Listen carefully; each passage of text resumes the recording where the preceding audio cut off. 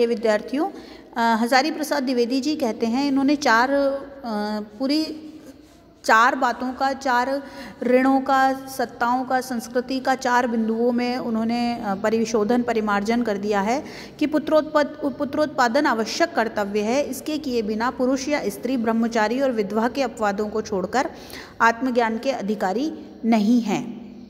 इसलिए पुत्रोत्पादन अर्थात पितृत्व या मातृत्व की प्राप्ति का केवल साधन है, साध्य नहीं। आप उसे प्राप्त कर सकते हैं। ज्ञान अर्थात मोक्ष की प्राप्ति के लिए सहायक मानी जाने वाली विद्या कहीं से भी ग्रहण करना, उसकी रक्षा करना, उसकी वृद्धि करना केवल उचित ही नहीं, आवश्यक कर्तव्य है। यह भी मोक्ष का साधन है।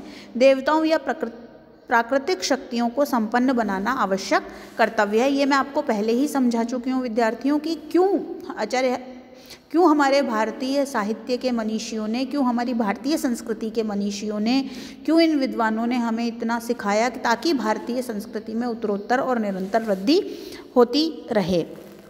यह कहना आवश्यक जान पड़ता है कि न तो पूर्व योजित कर्म के भोग में मनुष्य स्वाधीन है और न ऋण चुकाने के ऊपर के कहे हुए कर्तव्य पालन में। एक को उसे भोगना ही पड़ेगा, दूसरे को उसे करना ही पड़ेगा। ऐसी अवस्था में यह संदेह हो जाता है कि हिंदू विश्वास मनुष्य को संपूर्ण निराशावादी और भाग्यवादी बना देता है। ऊपर देखने से यह बात गलत भी नहीं मालूम पड़ती। साहित्य में भी इन विश्वासों का सुदूरी प्रसारी फल साफ प्रकट होता है। इससे कवियों, शास्त्राध्यापकों की मनोवृत्तियाँ इस प्रकार मोड़ दी हैं जिसकी तुलना सारे संसार में नहीं मिलती। हजारों वर्ष के भारतीय इतिहास में जो नीच समझे जाने वाली जातियों ने कभी उत्कट विद्रोह नहीं किया, वह इन विश्वास को स्वीकार करने के कारण प्रत्येक व्यक्ति जानता है कि उसके द्वारा संपादित किसी का कर्मफल दूर नहीं हो सकता। चंडाल अपनी दुर्गति के लिए कर्मफल की दुहाई देता है, ब्राह्मण अपने उच्च पद के लिए भी कर्म की ही दुहाई देता है। जब प्रत्येक व्यक्ति कर्मफल के लिए आप ही जिम्मेदार है, उसे न तो कोई उसे किसी के दूसरे बदले ही भोग सकता है, न उद्योग करके उसके संचित और प्रारब्ध कर्मों को बदल सकता है। इस सिद्धांत ने कर्म के सामूहिक उद्योग के क्षेत्र में हिंदुओं को बाधा पहुंचाई है, उसकी मनोवृत्ति को विच्छेद प्रवण बनाने में सहायता दी है। देखिए, हिंदुओं में ऋग्वेद में एक पुरुष सूक्त है, उसमें लिखा है कि जो ब्राह्मण है वो जांग से, भगवान की जांग से निकले हैं, शूद्र पैर से निकले हैं, और इस तरीके से ब्राह्मण जो है वो उच्च पद से निकले हैं और कर्म जो हैं वो, लेकिन हिंदुस्तान में, भारत में जातियां जो हैं वो कर्म आधारित रही हैं शुरू से ही। उन्होंने, इस सिद्धांत ने कहीं ना कहीं हिंदुओं की मनोवृत्ति को, क्योंकि इन्होंने इस सिद्धांत को गलत समझा, तो हिंदुओं की मनोवृत्ति को कहीं ना कहीं बाधा पहुंचाई है। उनकी मनोवृत्ति को विच्छेद प्रवण, मतलब अलग अलग, जुदा जुदा करने में भी सहायता दी है। इतना ही नहीं, उन्हें जागतिक व्यवस्था के प्रति भी उदासीन बना दिया है। जब प्रत्येक कार्य का निश्चित और न्यायसंगत कारण है तो अन्याय के विरुद्ध विद्रोह करने का सवाल ही नहीं उठता। जब विद्रोह करने की भावना तब जाती है तो जाते स्थिर भाव से अधःपतन की ओर बढ़ती है। देखिए, बीज का अंकुर कब अकुआता है? जब वो विद्रोह करता है और धीरे धीरे धीरे धीरे वह एक वृक्ष बन जाता है, लेकिन इसके लिए उसे धरती से विद्रोह करना होता है।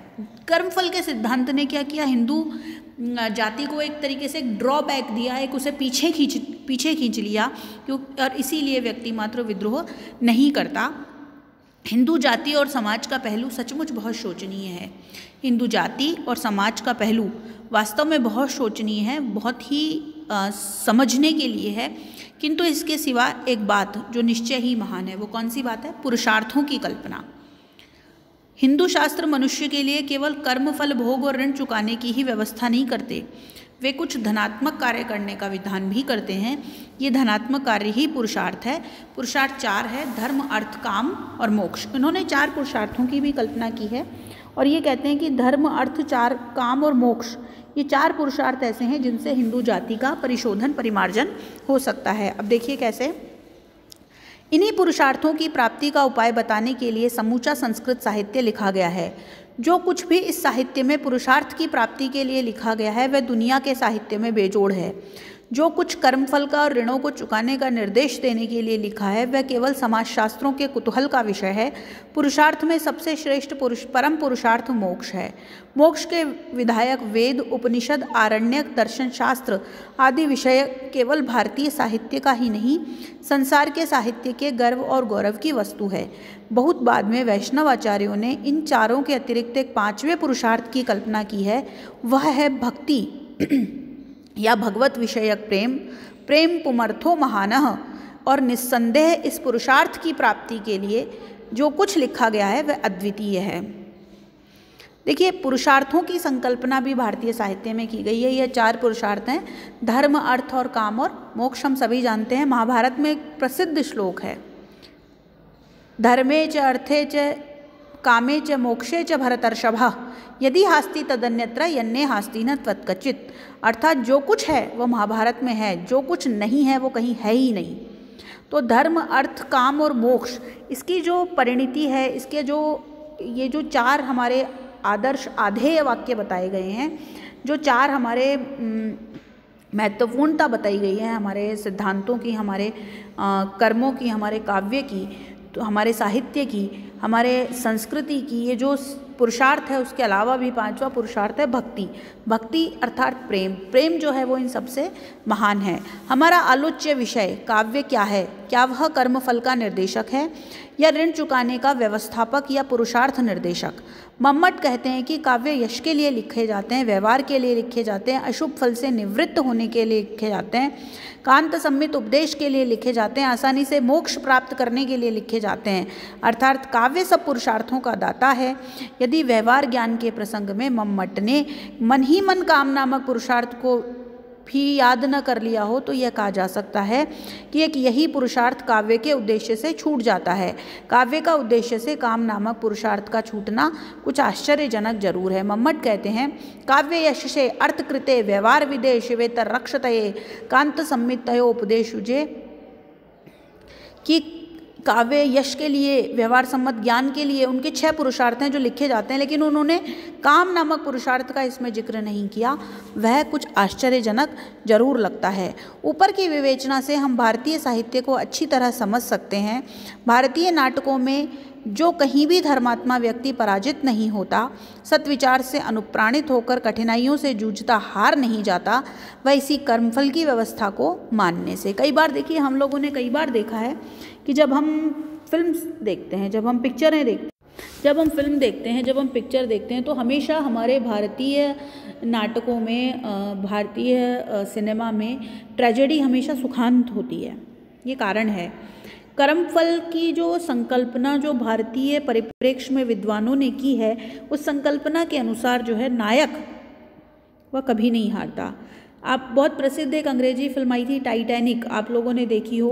वह दुखांतिका पर ख़त्म होती है। और दुखांतिका पर क्यों ख़त्म होती है? क्योंकि पश्चिम में जो है वो सुखांत हो, ऐसा ज़रूरी नहीं है।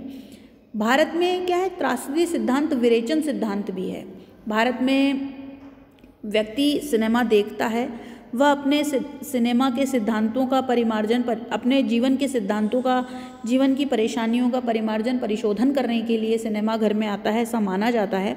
और इस माने जाने के फलस्वरूप, इस माने जाने के कारण, इस माने जाने के नैष्ठिक चिंतन के फलस्वरूप हम ये बात मानते हैं कि भारतीय साहित्य में, भारतीय जो सिनेमा की संवैधानिकता है उसमें ट्रेजेडी सुखांत होनी अति आवश्यक है।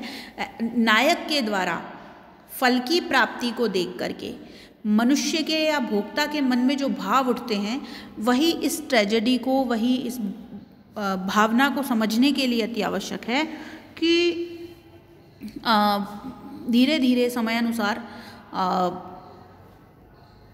हम भी, जो हमारे जीवन के गर्त है, जो अंधकार है, जो हमारे जीवन में जो कलुषितता है, जो हमारे जीवन में जो एक तरीके से समस्त सारी परेशानियां आ चुकी हैं, उनका हम निस्तारण करने में, उनका परिमार्जन, परिशोधन करने में हम समर्थ हो सकेंगे। ऐसा विश्वास है हिंदुस्तान में बनने वाले नाटकों का, हिंदुस्तान में बनने वाली थ्योरीज का। इसलिए हमारे यहाँ जो बार बार नायक जो है वो पराजित इसीलिए नहीं होता, बार बार कठिनाइयों से वह जूझता हुआ, वह सफलीभूत होता हुआ इसीलिए दिखाया जाता है ताकि उससे व्यक्ति को प्रेरणा मिले। अब हम आगे चलते हैं